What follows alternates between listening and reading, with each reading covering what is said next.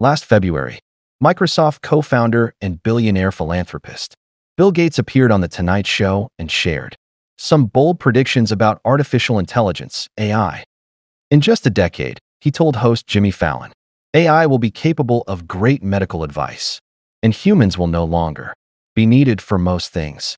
It's not the first time we've heard claims that AI will soon replace doctors, and it's usually hard to take seriously.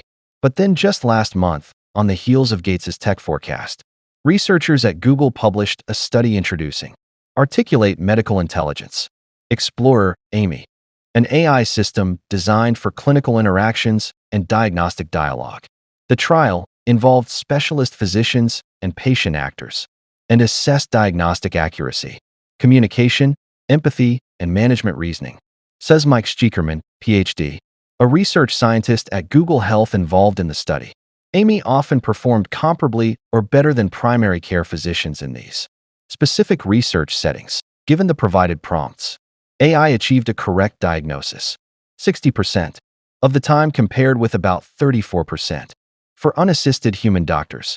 It doesn't mean doctors are in danger of being replaced by AI anytime soon. Now, today, in 2025. But it does beg the question, how about in 25 years? Tech years can be like dog years.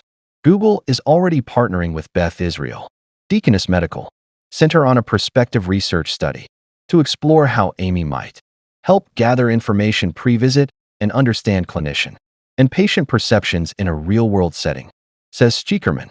As the technology continues to advance at a sprint, and researchers continue to explore AI's applications not just as a tool, but also how they perform in head-to-head competitions with human physicians, is it possible that by 2050 doctors will be replaced or their roles reduced by new tech?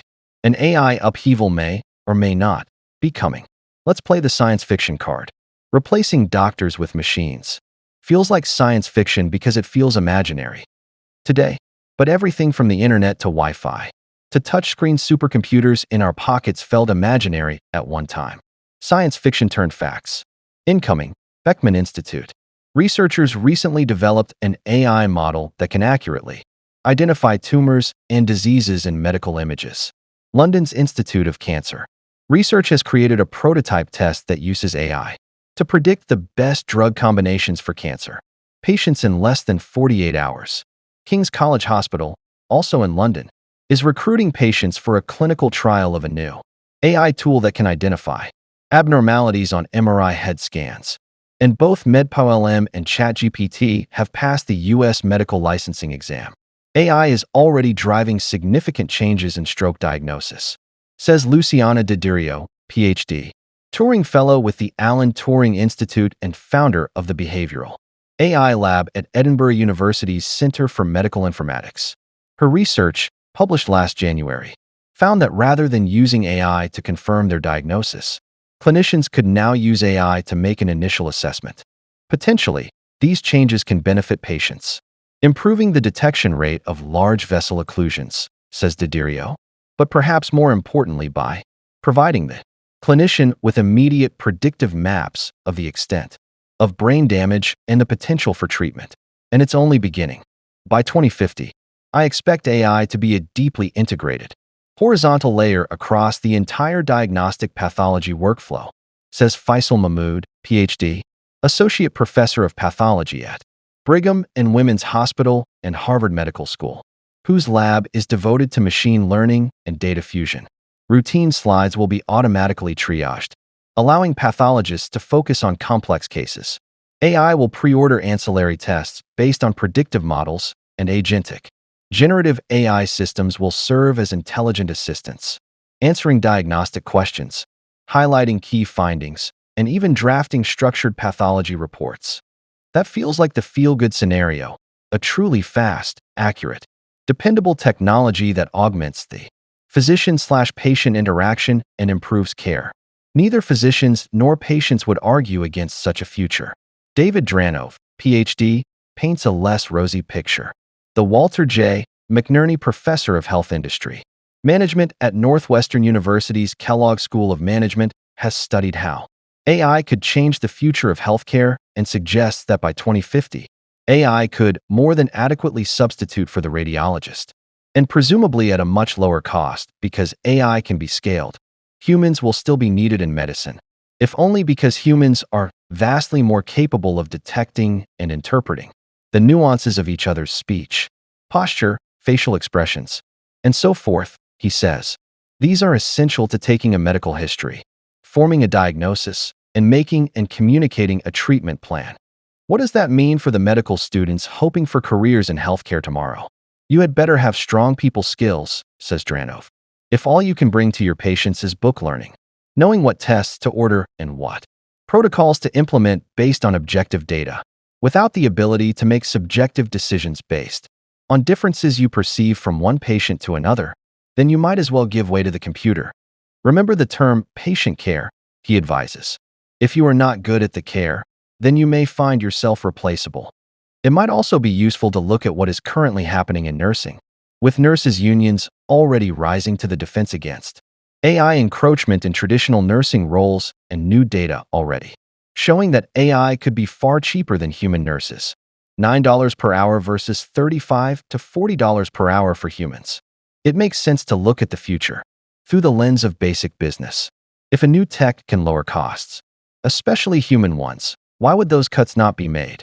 If a new tech can automate, streamline, and perform equally or better than a slower, human method, why would that replacement not take place? If head-to-head doctor versus AI studies are happening now and AI is already winning, what will that competition look like in 25 years? Still, Diderio isn't convinced that an AI-inspired people purge is coming. Human judgment remains fundamentally important, she says. She suspects that in another few decades, people will turn to AI tools as a first resource for their medical inquiries, much as they already do with Google. And AI will probably be able to retrieve multimodal data and use it to improve its predictions. But Diderio finds it difficult to see AI entirely replacing clinicians, if not for the simplest tasks. Who or what do you trust? In a recent Medscape interview, tech executive Peter Diamandis told the story of a close friend and colleague who fell ill and had seen several doctors over a period of months. No conclusive diagnosis was made until finally one doctor correctly diagnosed him with lymphoma. When he got this news, his friend took his data from 3 months earlier and fed it into Claude 3.7 for a differential diagnosis, says Diamandis, and lymphoma was number 1 on the list from 3 months earlier. So I tell people, grab your data and get not a second opinion, get an AI opinion. That's going to become more and more common. That crystallizes the current debate about AI today and what AI could one day become. Do you trust your doctor? Or do you trust a machine to get it right? Big AI trust issues remain, especially with algorithms trained on online text, which could span everything from data taken from the Centers for Disease Control and Prevention and a thread shared on X. Ensuring factual accuracy and mitigating misinformation are critical research priorities for medical AI, says Stiekerman, who claims AMIE only focuses on authoritative knowledge sources, such as curated medical datasets, clinical practice guidelines, and drug formularies, rather than learning uncontrollably from the open internet. But it's not just about the misinformation creeping into AI algorithms. Before they can be deployed in hospitals and used on patients, AI vendors need to undergo stringent quality and performance validation.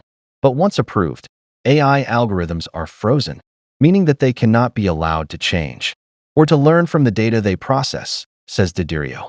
What's more, AI algorithms are tested based on databases, which may or may not represent the patient population in the hospital where they are adopted, says Diderio. For example, the software might have been tested against an East European sample population and be used in a UK hospital. This means algorithms are inherently biased and need to be retested every time they are implemented at a new hospital site to verify their performance against the hospital's actual patient population. A 2024 Harvard study of GPT-3's diagnostic and triage ability found that AI could make the correct diagnosis 88% of the time, compared with 96% among human physicians when given the same prompts. But the tool's accuracy was dependent on patient descriptions of their symptoms, explanations that were poorly worded or lacked critical information. Something a human doctor would be more likely to make sense of caused AI to make more mistakes. There's also the question of whether patients will want to share medical information with a chatbot rather than a flesh and blood person. A 2023 Pew survey found that 60% of Americans would feel uncomfortable if their own healthcare provider relied on artificial intelligence to do things like diagnose disease and recommend treatments. That same year, the mental health app Coco experimented with GPT-3 to compose encouraging messages for their 4,000 users. But according to Coco co-founder Rob Morris, who shared his thoughts on X, although the tech did allow them to interact more quickly and efficiently, users weren't impressed. The simulated empathy feels weird, empty, Morris wrote. Machines don't have lived, human experience. So when they say that sounds hard or I understand, it sounds inauthentic. Humans and AI, better together.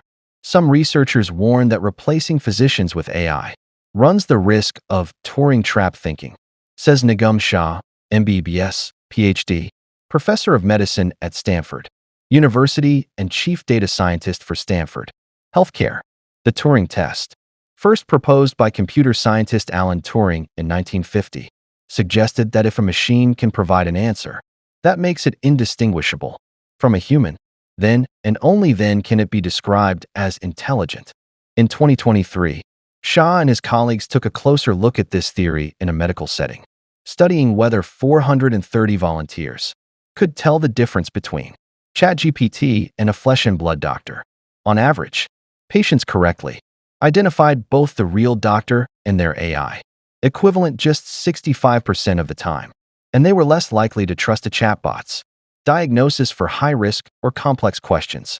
Rather than trying to outperform or replace humans, Shah says, the focus should be on how AI can complement human work. Today's thinking seems to imagine the human as either an overwatch to catch AI's error or an impediment to full value of AI, he says. We need to ask the question, what are optimal human-AI teaming setups? Maybe AI does the screening to reduce human labor. The ideal integration of AI into medical diagnostics might involve finding how these two very unique kinds of expertise, the machine's ability to rapidly detect emergent patterns drawing on vast amounts of data, and human clinical judgment, can work together seamlessly. Even in another 25 years, humans will remain fundamental for complex diagnoses, Dedirio says. AI is not infallible. We still require clinicians to retrospectively verify the accuracy of its determinations. Mahmoud's recent research on AI models for pathology, such as UNI and CONC, has demonstrated how the technology can enhance diagnostic accuracy by leveraging large-scale datasets. His hope is that this will eventually allow for a more holistic and scalable approach to rare disease diagnosis, he says. But Schickerman points out that even as AI becomes more sophisticated, with deeper reasoning and multimodality, we envision the technology primarily enhancing, not replacing, clinicians, he says, especially for complex interactions, like checkups, that rely heavily on human judgment, empathy, and the provider-patient relationship. The goal is for AI to handle specific tasks, freeing clinicians to focus on the human aspects of care. Shah recommends that any medical student hoping for a lasting career should do more than just familiarize themselves with data science and mathematics. It needs to become an academic priority. Many high school students are already developing good data sense, he says, which will position them very well to operate in the technology-heavy medical world of the future. Jesse Ehrenfeld, MD, former president of the American Medical Association, puts it more succinctly. AI is not going to replace doctors, he says, but doctors using AI will replace doctors who aren't using AI. To learn more about AI replacing physicians, check out the link in description.